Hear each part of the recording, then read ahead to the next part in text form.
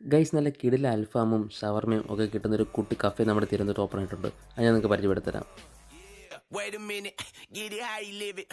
10 toes in when we standing on business. I'm a big step.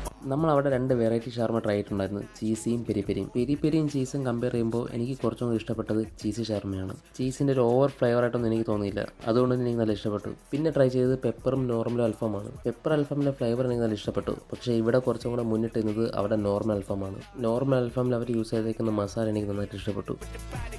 ഈ ഒരു cafe തുടങ്ങിയ 2 മാസമായിട്ടേ ഉള്ളൂ, അതുകൊണ്ട് കുറച്ച് ഐറ്റംസാണ് അവർ ഇപ്പോൾ ഇൻട്രൊഡ്യൂസ് ചെയ്തേക്കുന്നത്.